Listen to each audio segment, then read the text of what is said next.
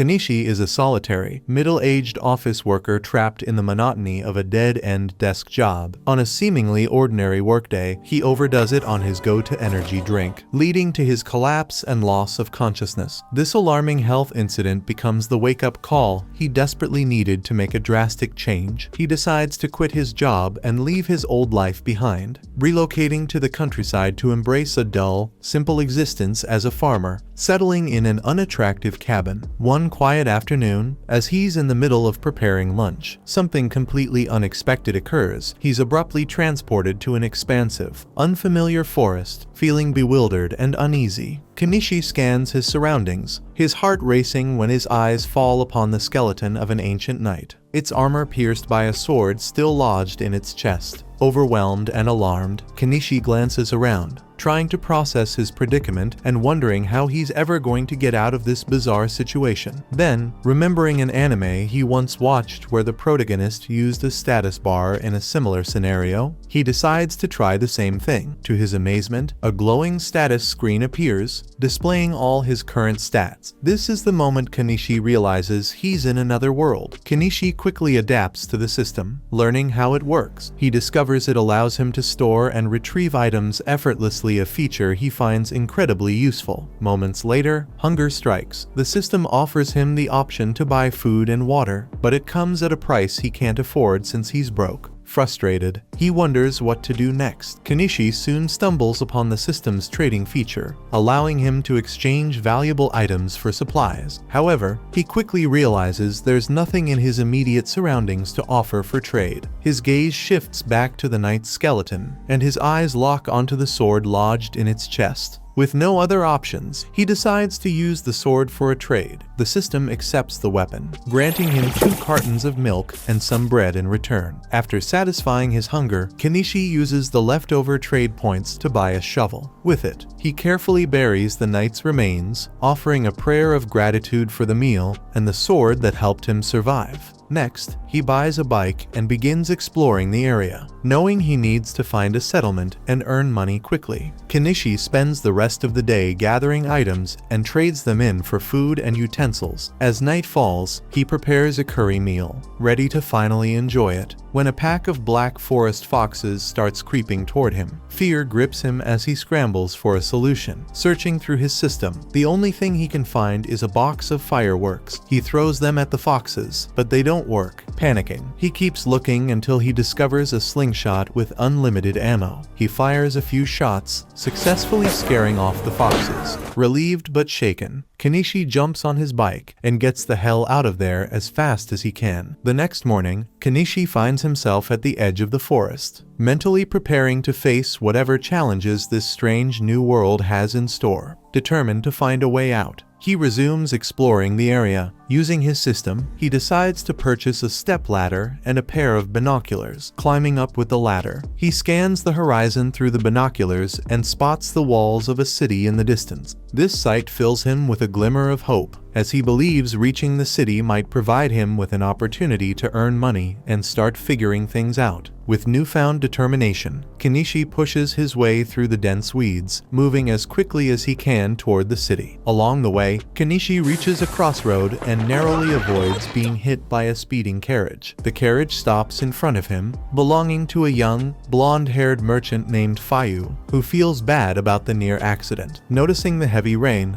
Fayu offers Kenichi a ride to the city free of charge. Kenichi climbs into the carriage and notices another passenger inside. Fayu explains that she is just a traveling bard and fellow traveler. As they continue their journey, Fayu observes that Kenichi's attire and name are unusual. Curious, he asks Kenichi what brings him to the city of Dahlia, suspecting that he's not a local. Kenichi brushes off the question, simply stating that he's heading there for business purposes. Before long, they reach the city gates. Kenichi lends Fayu a hand unloading boxes from the carriage, and in return, Fayu hands him a small pouch as payment for the ride. Curious, Kenichi opens the pouch and discovers it's filled with pepper. His expression turns serious as Fayu cautions him about openly carrying spices. Fayu explains that the Spice Syndicate holds a strict monopoly over spices, making it risky to possess them without proper connections. Despite the warning, Fayu offers to buy the pepper from Kenichi, but Kenichi insists on gifting it to him. Fayu, however, refuses, stating that as a merchant, he's happy to get things cheaply but won't take anything for free. After handing Kenichi 3 silver pieces in exchange for the pepper, Fayu climbs back onto his carriage and continues on his way. Kenichi looks at the silver coins in disbelief. Realizing how much they're worth in yen, he's shocked by their value and feels a newfound sense of fortune. With money in hand, his next priority is finding a place to sleep. He heads to an inn, where he meets the attendant, a woman named Azalea. She greets him and guides him to the service counter, explaining the available rooms and payment methods. After paying for a room, Azalea asks Kenichi to write his name in the guest register. It's at this moment that he realizes he doesn't know how to read or write in this world's language. Feeling embarrassed, Kenichi explains his predicament to Azalea. She listens carefully before offering a word of caution, pointing out that the Merchants Guild will never accept him as a registered merchant if he struggles with fundamental skills like reading and writing. Kenichi quickly clarifies that he's fully capable of reading, writing, and even performing mathematical calculations, but he admits he cannot do so in this nation's writing system. To verify his claim, Azalea decides to test him with a math question. To her surprise, Kenichi answers it effortlessly. Satisfied that he possesses the essential skills, she guides him through writing his name in the register. Afterward, Kenichi asks if she can teach him how to read and write in the nation's language, offering her some candy as a reward. Excited by the offer, Azalea immediately agrees. As they talk, Kenichi learns that the land he's in is the Kingdom of Kadon, a nation governed by a hierarchical system with nobles and a king. Kenichi spends most of the night with Azalea, discovering that the country's language isn't too different from his native Japanese. Lying on the bed with a faint blush, Azalea is impressed by how quickly Kenichi picks it up, confidently concluding that he'll do well as a merchant. While Azalea takes a moment to rest, Kenichi, feeling a bit bored, decides to sketch a portrait of her. When he shows her the drawing, she's astonished by how lifelike it appears. Remembering all the kindness Kenichi has shown her so far, Azalea blushes deeply once more and gently pulls him onto the bed to thank him in her own way. Later that day, Kenichi goes downstairs to the guild center, where he meets the receptionist. She hands him a handwritten registration form to fill out. He's initially confused about why it's handwritten, but then realizes they haven't developed printing technology yet. After filling out his details, he returns the form to the receptionist, who validates it. However, she informs him that the guild registration fee is 1 silver piece, roughly 50,000 yen. The thought of this makes Kenichi sigh heavily because he knows he doesn't have money like that. He asks if he can pay in installments, and the receptionist agrees, giving him a sense of relief. She then hands him his guild card, a simple metal piece with a crystal embedded at its center. The following day, Kenichi heads to the market, conversing with various merchants to gather information on the prices of goods and explore potential profitable opportunities. Later, back at the inn, he decides to improve his living space by constructing a more comfortable bed. Azalea observes him from afar, impressed by his carpentry skills and the care he puts into his work. As she continues to watch Kenichi diligently working on his project, her attention is drawn to the sturdy and uniquely designed clothespins he's using. Curious, she approaches him and asks if she could buy a few, mentioning that the thin clothespins she typically uses tend to break easily. Her remark sparks an idea in Kenichi's mind, and he begins to realize that these clothespins might have the potential to become a profitable product. The following day, Kenichi decides to set up a stand at a local market to sell these clothespins. The stand next to his is run by a woman named Anama. Shortly after he opens for business, Anama comes over to buy a few clothespins from him. Kenichi seems surprised by her interest, but Anama casually tells him there's no rule against stand neighbors buying from each other. With this interaction, they exchange introductions and strike up an acquaintance. Kanisha's clothespin business quickly turns into a massive success. On his very first day, he attracts a constant flow of customers. Much to his excitement, Anama shares in his joy, thanking him for the boost in foot traffic, as the crowd drawn to his stand has also brought more customers her way. Later, Kanishi takes some time to review his earnings. To his amazement, he discovers he's made a profit equivalent to over 15,000 yen in just one day, a considerable sum by the local standards. This achievement solidifies his belief that selling clothespins alone could provide him with a steady and sustainable livelihood. Just as he finishes his calculations, another customer approaches his stand, a tall blonde man with a sword on his hip, giving off the impression of someone important. The man browses the stand and eventually asks if Kanishi has any knives suitable for battle. Kanishi shows him a finely crafted blade, which the man inspects closely. Though it's a pristine weapon,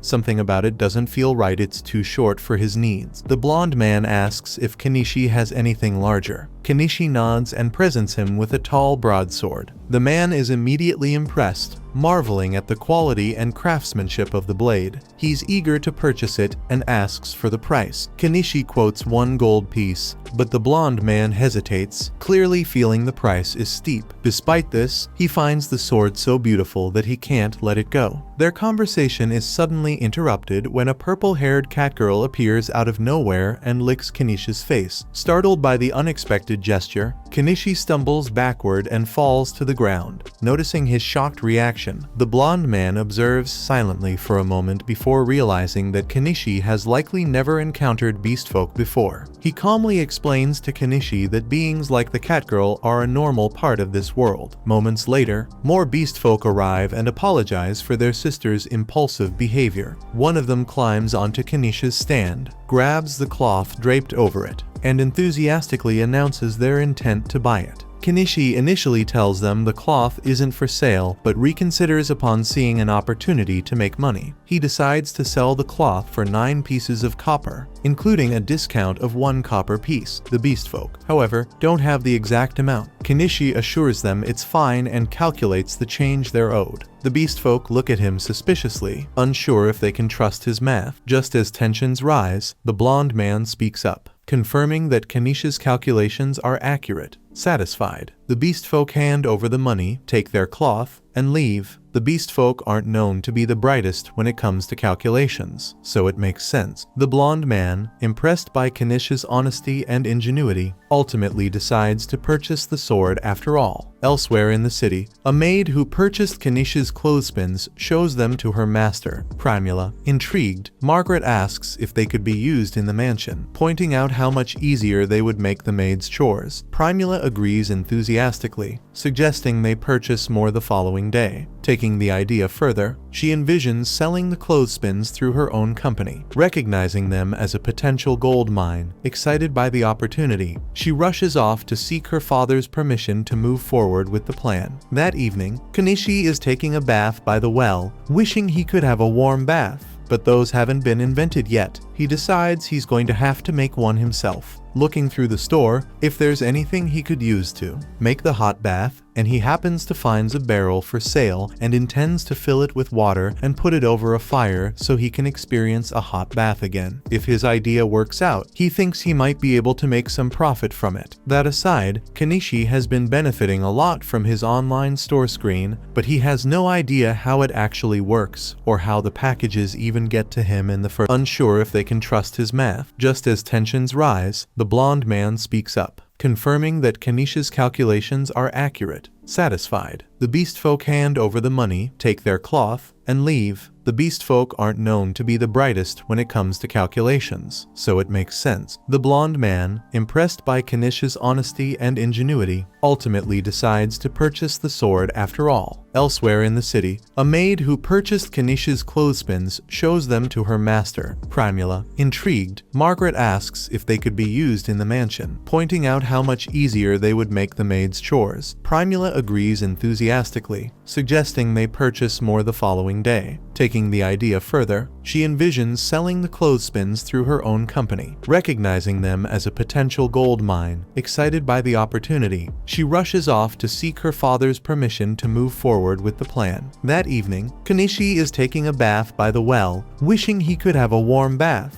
but those haven't been invented yet. He decides he's going to have to make one himself. Looking through the store if there's anything he could use to make the hot bath, and he happens to find a barrel for sale and intends to fill it with water and put it over a fire so he can experience a hot bath again. If his idea works out, he thinks he might be able to make some profit from it. That aside, Kenichi has been benefiting a lot from his online store screen, but he has no idea how it actually works or how the packages even get to him in the first place. Honestly, it feels almost too good to be true, and Kenichi can't shake the worry that it might eventually demand his soul as payment. While his success with the clothespins has been encouraging, he finds himself pondering what new product he could develop to achieve similar results. However, no fresh ideas come to him. Frustrated, he gazes at the ceiling, his thoughts drifting to the bigger questions. For now, there's no point in dwelling on it, so Kenichi decides to call it a night and get some sleep. Meanwhile, deep within the forest, a young girl named Anemone is on the run.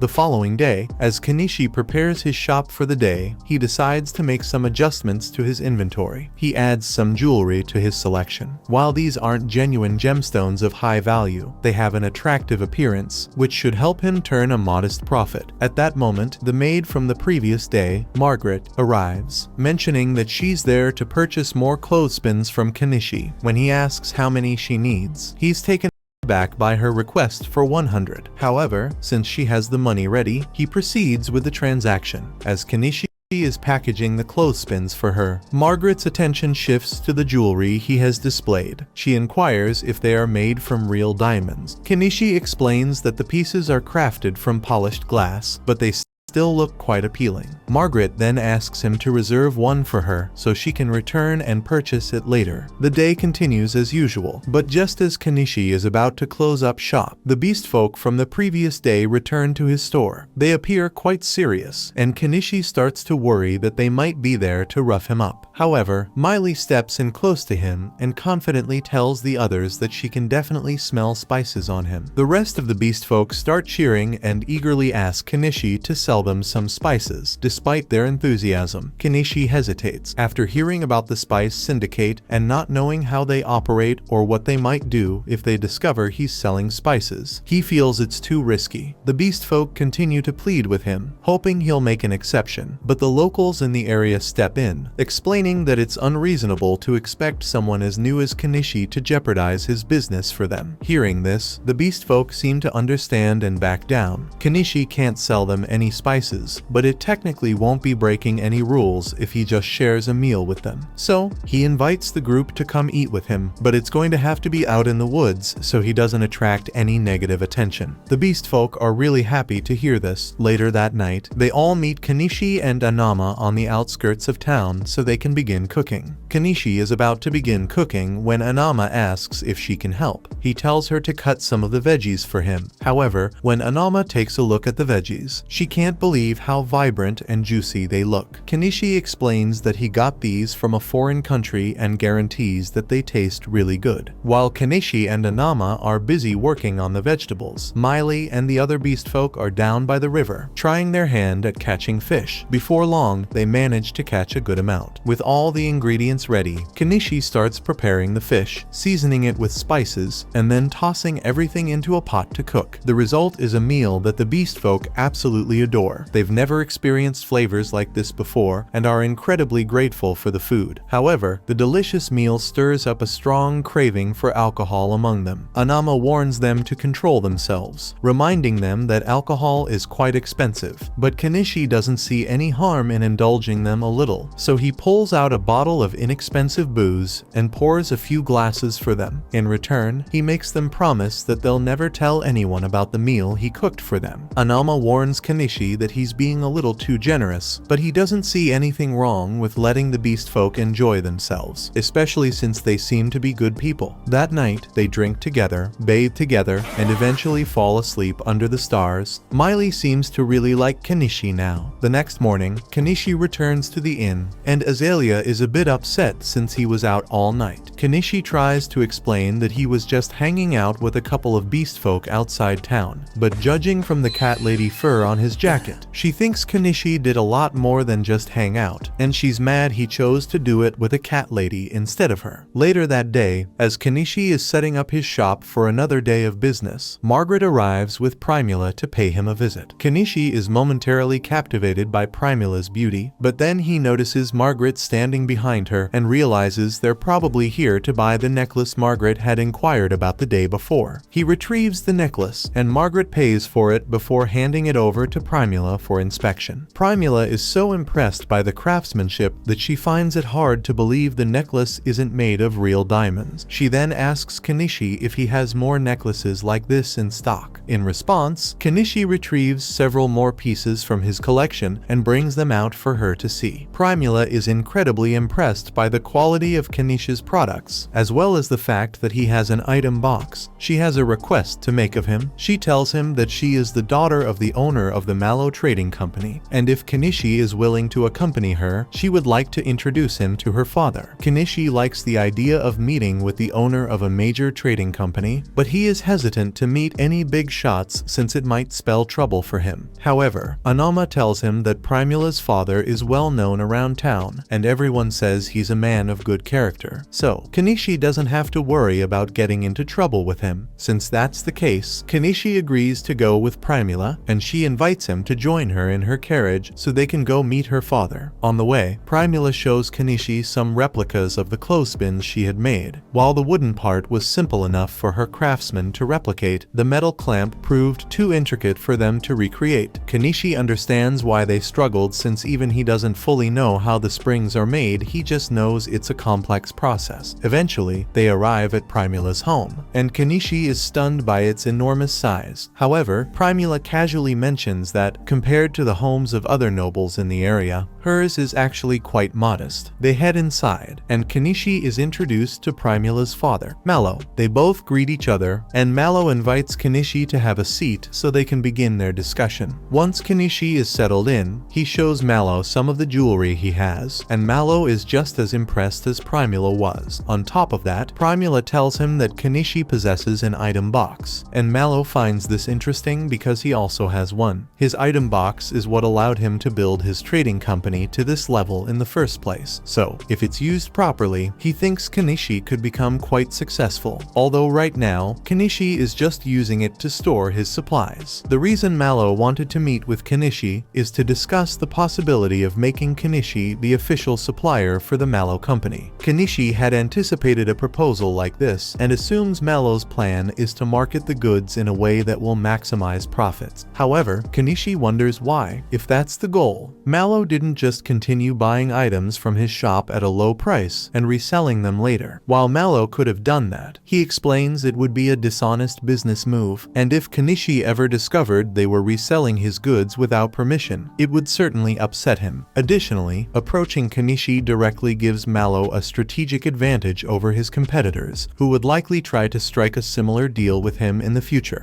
With that being said, Mallow would like to begin their partnership negotiations and offers to pay Kenichi 50% of the retail price for his goods. Kenichi could push for a better deal, but he's honestly okay with this since he's already making a ridiculous amount of profit from his online store. So, he accepts Mallow's offer and the two shake hands on it. He officially signs the supply contract, and the first few items he supplies Mallow with earn him over 1,000,000 yen worth of coins. However, when Primula sees all the beautiful jewels Kenichi has in stock, she falls in love with them and asks her father if she can just buy these ones from Kenichi for herself. Mallow sees no problem with that, so Primula offers to pay him 10 gold coins for them, which is equivalent to 2,000,000 yen. For the the first time since he got here, Kenichi has an 8-figure bank balance. Since things are going so well for him, Kenichi decides it's time to start setting up his peaceful life and purchases a house from his store. The following day, he leaves the city walls and ventures into the forest to find a suitable spot for his new home. Before heading out, he mentioned his plan to Azalea,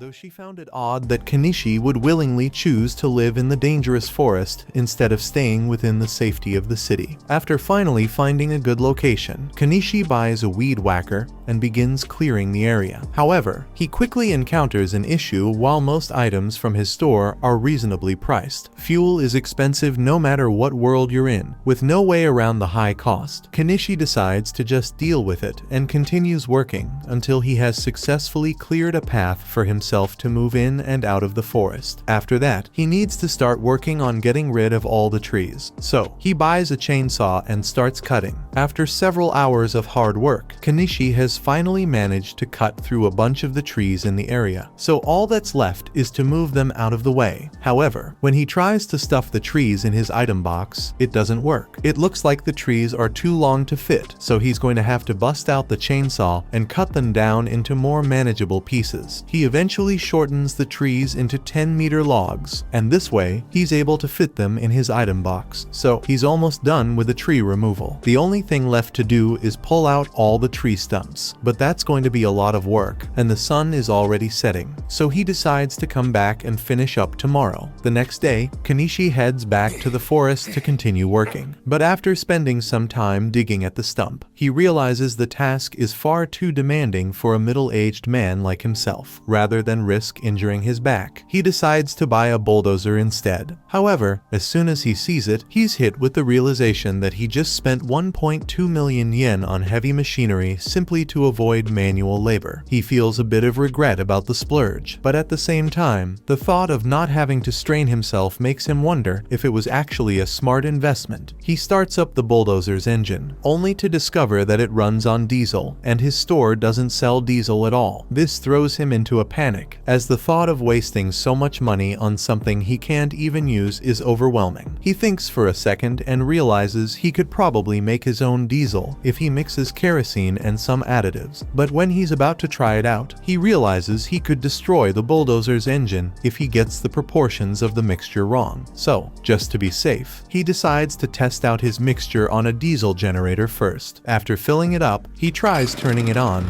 and it seems to work fine, so he knows his homemade diesel will work with the bulldozer. He intends to return tomorrow to finish the job. In the meantime, he needs to do something about all the bugs out here. So, the next day, he decides to head to a local magic shop to buy some bug-repellent magic stones. As Kenichi steps into the shop, the wizard who owns it greets him and asks where he's from. Noting that he hasn't seen him around before, Kenichi explains that he's a foreigner who recently opened a shop in town and has come by to purchase some bug-repellent stones. The wizard informs him that the stones cost 3 silver coins, which is quite pricey. Hoping to negotiate, Kenichi offers the wizard 2 oranges in exchange for lowering the price. Since the wizard has never seen oranges before, he assumes they must be a rare and exotic fruit and agrees to give Kenichi a discount because of the trade. Later that day, Kenichi has a conversation with Anama, who mentions that the wizard is incredibly knowledgeable and someone worth having as a friend, essentially the complete opposite of the wanted criminal Shaga, whose posters are displayed all over town. As the leader of a notorious bandit group, Shaga has a substantial bounty on his head. That very night, he orchestrates a raid on a carriage transporting slaves, leaving everyone wondering what he plans to do with them. The following day, Kenichi returns to the forest, eager to finally put his bulldozer to use. Any regrets about the purchase vanish as he realizes how much easier it's making his work, and it's surprisingly fun to operate. With this, nothing stands in the way of his dream of living a peaceful life in the woods.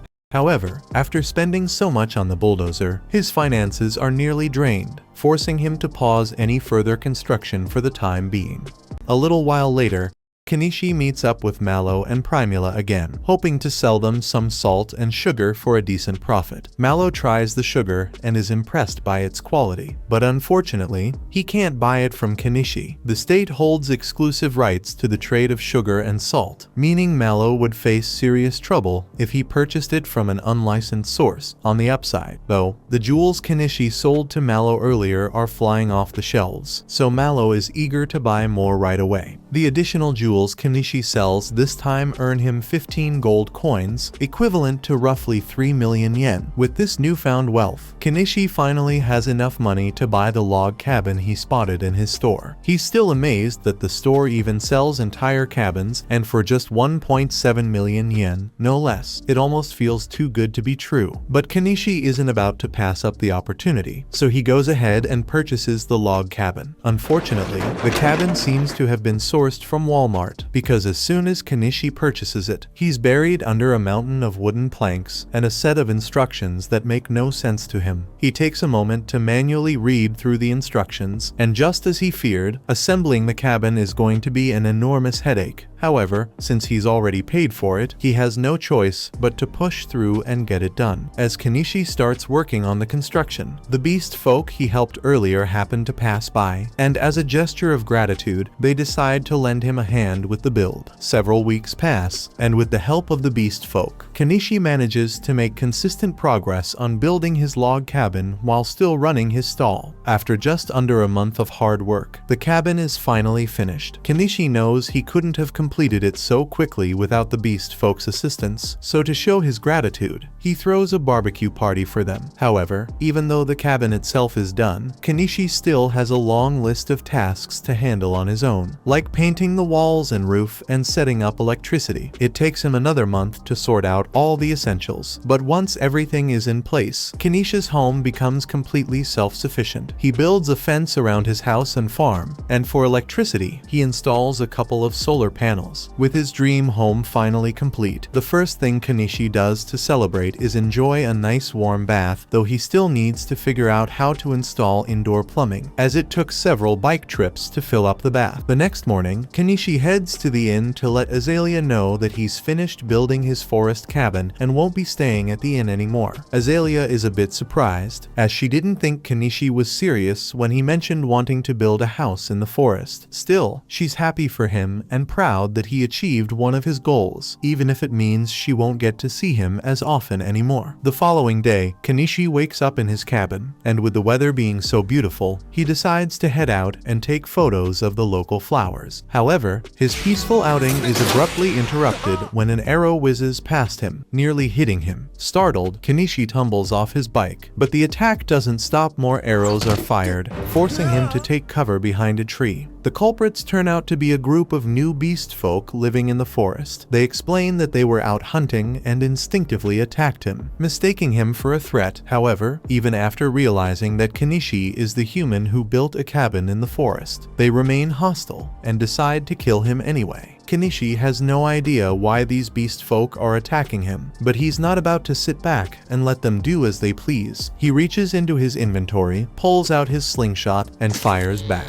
The beast folk, caught off guard by the fact that the seemingly weak human is fighting back, start to second-guess their actions. When Kenichi escalates by throwing fireworks at them and pulling out his excavator, they decide they have no interest in sticking around to find out what it's capable of and quickly flee. Left puzzled by the whole ordeal, Kenichi suddenly hears a wounded animal crying out in pain near the base of a tree. The poor creature has been shot in the leg and likely won't survive much longer unless Kenichi acts fast. Kenichi cautiously approaches the injured cat, but it snarls at him, clearly not trusting his intentions. Not wanting to risk getting bitten, he spends a little money to buy some cushion armor as a precaution. However, as he starts removing the arrow, the cat barely resists. It seems to have run out of stamina. This makes it much easier for Kenichi to treat its injuries. He purchases a bottle of alcohol to disinfect the wound and then applies some antibiotic cream. While the immediate wounds have been treated, there's no guarantee the cat will survive if left out in the wild. So Kenichi decides to bring it back to his house. Kenichi sets up a blanket for the cat to rest on, but it still hasn't moved an inch since he treated it, which makes him start to worry. He hasn't seen any veterinarians in this town, but he figures there might be some kind of healing magic he can use, so he decides to consult the wizard. After listening to Kenichi's story, the wizard deduces that the animal he found is likely a bobcat. However, the wizard doesn't see the point in trying to heal it, suggesting that Kenichi could just kill it and sell its fur for a decent profit. Realizing the wizard isn't going to be of much help, Kenichi heads back outside. As he does so, Miley happens to be passing by, so she jumps on him and starts sniffing around. She smells the scent of a bobcat on him, and her people see bobcats as messengers of God, so she's really excited and wants to see it for herself. She follows Kenichi back to his house, and as soon as she sees the bobcat, she can already tell that its injury was caused by the dog beast folk, so she swears to make them pay. In the meantime, the bobcat seems to be doing a bit better, but it keeps trying to lick its wound, so Kenichi is forced to stick a cone on its head. Miley is impressed by Kenichi's skill in providing healthcare and asks if he's a doctor, but he modestly replies that he only knows some basic first aid. Wanting to thank him for saving the bobcat, Miley heads outside and does a bit of quick hunting,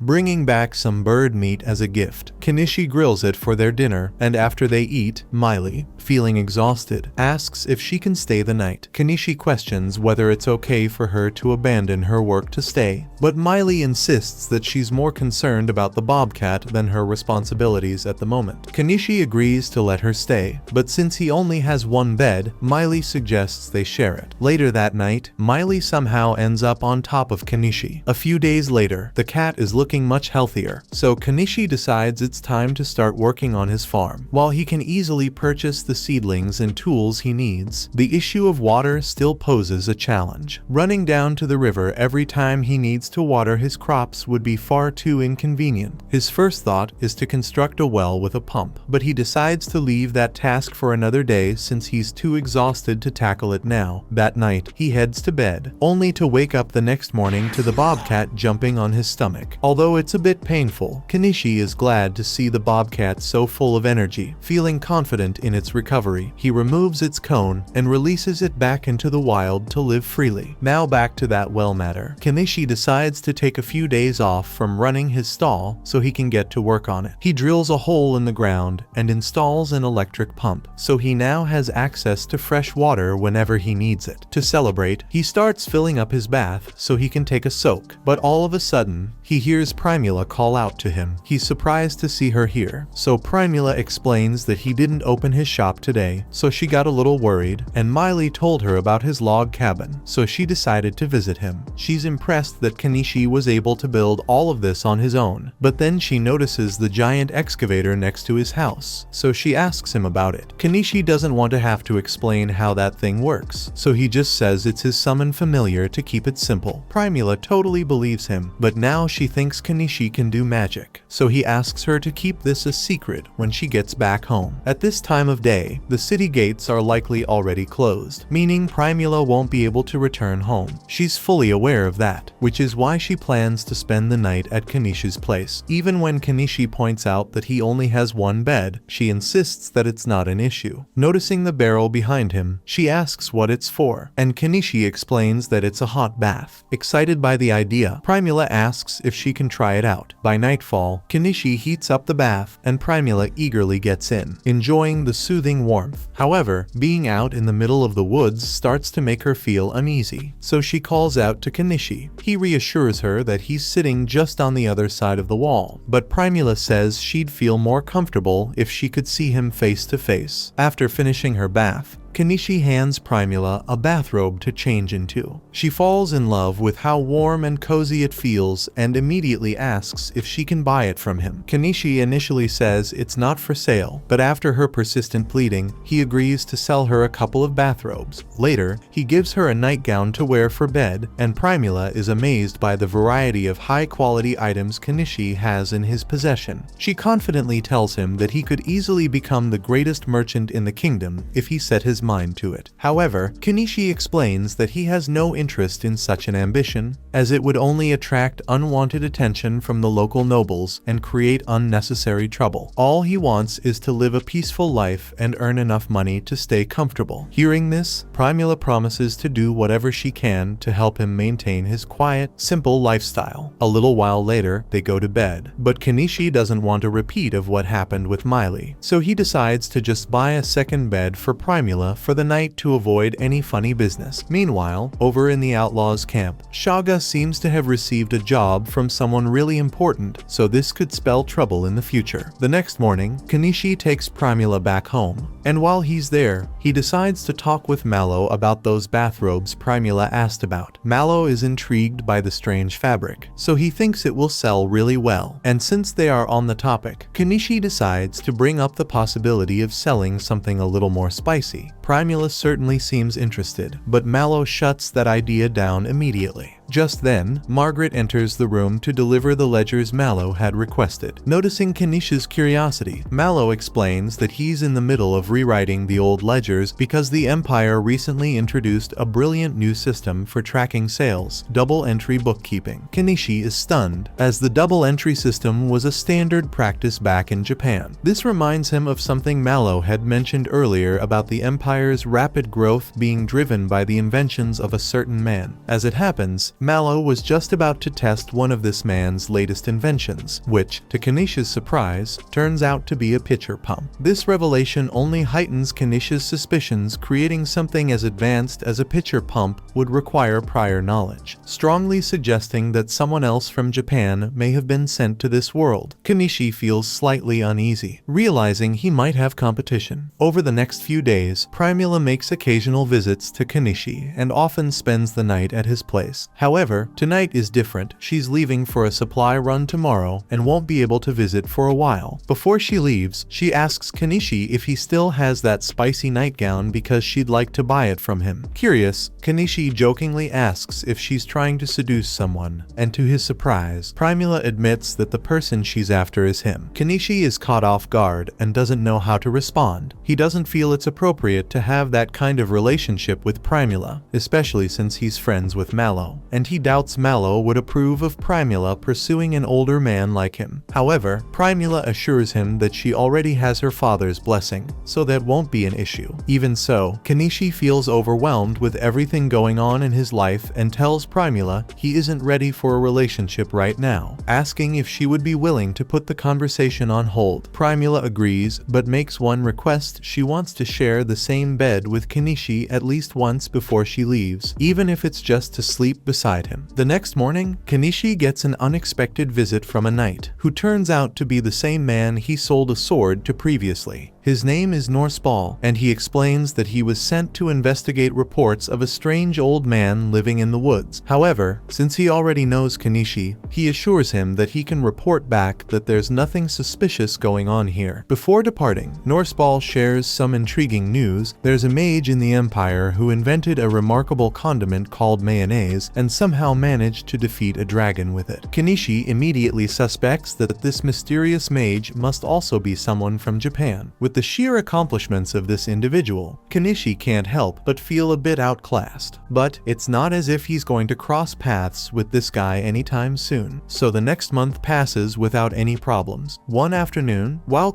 Kenichi is sitting at his stall, he suddenly remembers that Primula's supply-run caravan should be arriving back soon, so he decides to visit her later that day. However, at that very moment, a loud commotion erupts in the town square, prompting him to get up and check out what's going on. It turns out that a caravan was ambushed by bandits, and everyone on board was taken captive, including Primula. In the streets, Mallow is desperately pleading with adventurers to help rescue his daughter. But since the bandit responsible is none other than the notorious outlaw Shaga, no one is willing to take the risk of facing him. Given the situation, it will take several days before the Knight's Order can organize a proper rescue mission. Meanwhile, Primula is thrown into a cage by Shaga and his gang. She remains unharmed for now, but only because Shaga intends to sell her to some depraved nobles for extra profit, with no real chance of escaping on her own. Her situation looks dire. Mallow understands that it's only a matter of time before Primula meets a tragic fate, so in his desperation, he turns to Kenichi and begs him for help. Kenichi isn't suited for combat in any way, but because he deeply cares about Primula, he ultimately decides to take action. However, he doesn't have enough funds to carry out his plan, so he tells Mallow that he'll need some money to make the necessary preparations. Without a second thought, Mallow hands over a bag of gold coins, willing to give Kenichi every last coin he owns if it means bringing Primula back safely. He informs Kenichi that Shaga's base of operations is located in the ruins, 50 kilometers west of Dahlia, which is quite a distance, meaning Kenichi will need to find a way to travel there. Looking through the vehicles available in his store, he ultimately decides to purchase a truck. But before doing so, he warns everyone that he's about to use summoning magic and advises them to step back. Then, putting on an act, he performs a ridiculous chant to convince everyone that what he's doing is real magic. Once his truck materializes, he climbs on top and calls out, asking if anyone is willing to join him in the fight. Shaga has a massive bounty on his head, so if they succeed in taking him down, there will be a huge reward for everyone involved. However, despite how tempting that sounds, no one steps forward to accept Kenichi's offer, as Shaga is simply too dangerous. Kenichi begins to worry that he might have to handle this on his own. But just then, the bobcat he rescued last month approaches him. Even though he can't understand its language, he can tell that the bobcat is trying to say that it wants to help. Speaking of cats, Miley and the other beast folk also step forward, eager to help Kenichi since they still owe him a favor for everything he's done for them. Seeing that he has allies willing to fight alongside him, Kenichi is relieved and immediately starts preparing them for battle. He buys a compound bow for Miley, while her brothers receive an axe and some swords. Just then, he hears another voice offering to help, and when he looks down, he sees Norseball standing there. Kenichi feels much more confident, knowing that an experienced knight will be joining them, though he can't help but wonder why Norseball just happened to be strolling through town in full armor. Norseball explains that he recently had a new sword forged using the steel Kenichi provided him, and he's been looking for an opportunity to put it to the test all day. Taking down some bandits seems like the perfect chance to do just that. One more person steps forward, expressing their desire to join, but to Kenichi's surprise, it turns out to be the magic shop owner. Kenichi immediately tries to dissuade him, insisting that it's too dangerous for someone his age. However, the old man reveals that he was once a mage in his younger days, and despite his age, his fire spells are just as deadly as they were in his prime. Realizing that having a powerful mage on their side would be a huge advantage, Kenichi decides to let him come along. But then, Anama insists that she wants to come along as well. Kenichi tries to convince her to stay behind, pointing out that she wouldn't be able to contribute anything in a fight. However, despite not being a fighter, she argues that she can still offer moral support and cook meals for the group. She also reassures him that the moment a fight breaks out, she'll run away, so he won't have to worry about protecting her. In the end, Kenichi agrees to let Anama join for moral support, but he immediately refuses when Mallow expresses his desire to come too. He firmly tells him to stay put and wait for Primula's safe return. Kenichi once again asks if anyone else is willing to join them, but the rest of the people are too afraid to face Shaga. One by one, they step back, and before long, the crowd disperses. It seems that the 9 of them will have to take on this challenge alone. Before setting out, Kenichi makes a stop at the guild,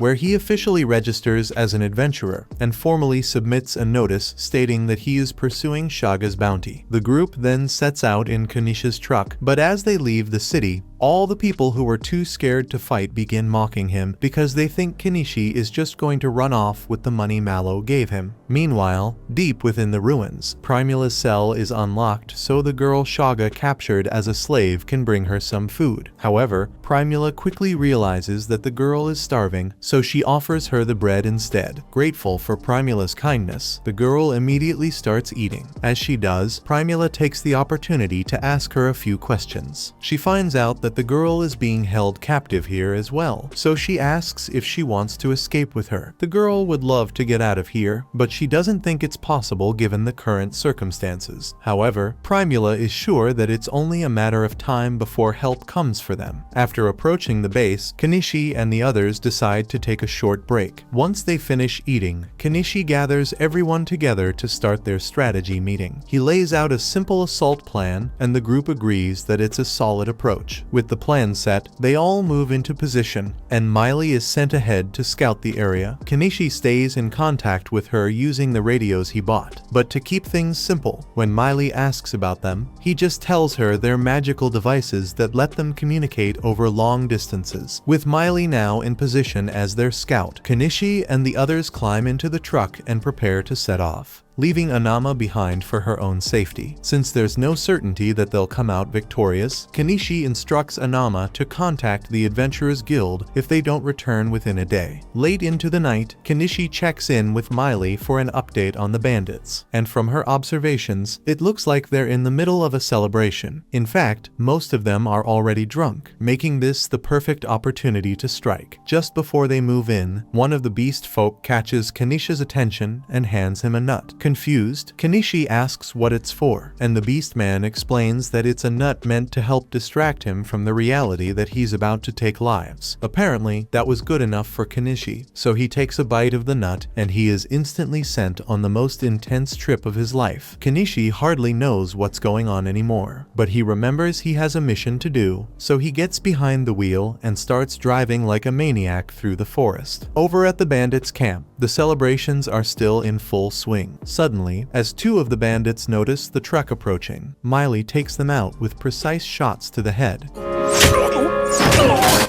With that done, the next obstacle is the castle gate. To handle it, the old man climbs onto the truck's roof and casts an explosion spell, blasting a hole straight through. At this point, the entire bandit camp is on high alert, but it's already too late. Kenichi and the others have made it inside. Because the bandits had been drinking heavily beforehand, they're all intoxicated and unarmored, making them easy targets. Miley and her brothers swiftly take down the first few who get within range. Meanwhile, Norseball steps out of the truck, eager to christen his new sword with the blood of his enemies. Kenichi is so impressed by Norseball's strength that he gets distracted, and a bandit tries to use the opportunity to stab him in the back. But luckily, the Bobcat steps in to save him just in time. More bandits begin emerging from the ruins, so Kenichi decides to pull out the big guns and summons his bulldozer to squish them. The beast folk continue to take down as many bandits as they can, while Norseball is busy flaunting his superiority over them. Meanwhile, Kenichi is wreaking havoc with his bulldozer, sending the bandits into a panic. In the chaos, he accidentally crashes through one of the walls, revealing a large group of the bandits' prisoners inside. Hoping to find Primula among them, he quickly scans the area, but to his horror, it turns out that Shaga had foreseen their rescue attempt. He's holding Primula hostage at the top of a tower. Primula is relieved that Kenichi actually came to rescue her, but Shaga is mortified because all his men have been wiped out. He assumed that a party would be sent to rescue Primula eventually, but he never could have imagined that they would be this strong. However, even with the current situation, Shaga still thinks he has the upper hand. He orders Kenichi and the others to drop their weapons immediately if they don't want him to stab her on the spot. Everyone hesitates, unwilling to make a move that could put Primula in danger, but Kenichi has no intention of letting Shaga get away. While Shaga is distracted, Kenichi discreetly buys a laser pointer and signals Miley, instructing her to take the shot as soon as he gives the command. Miley understands the signal, so Kenichi directs the laser pointer at Shaga's eye to momentarily blind him. The instant Shaga releases Primula in pain, Miley fires a shot, hitting him right in the shoulder. Wasting no time, Kanishi rushes up the stairs to get Primula to safety, but as Shaga regains his vision, he prepares to launch an attack on the two of them. Luckily, before he can do anything, the slave girl uses some kind of magic to knock him down the stairs, and once he hits the ground, he is perfectly lined up for Miley to give him a headshot. With that, the group emerges victorious, and Primula is finally safe. Their first move is to send Nyanji back to inform Anama of the good news. After that, Kanishi stores his vehicles away and purchases clothes for all the prisoners they manage to rescue. As everyone takes the time to clean themselves up, he notices the little girl and asks Primula to help wash her. While she's at it, he also hands her a pair of scissors so she can trim the girl's hair. Primula glances at the scissors and instantly asks Kanishi if he can sell her more, pointing out that they would be a highly popular item. However, before she can continue, the other women quickly remind her that she's completely naked, causing her to step back in embarrassment. Once everyone is dressed, Kanishi approaches the little girl and introduces himself. She tells him her name is Anemone and reveals that she has an important letter to deliver. The letter exposes the noble who has been funding Shaga's kidnappings, and upon hearing this, Norseball vows to ensure that the noble is brought to justice for his crimes. With that, the incident is finally resolved, and it seems they'll be able to return to Dahlia without any trouble. But before that, exhaustion catches up with everyone, and they all settle in for the night to get some much-needed rest. Watch this next video on screen and subscribe to not miss next part.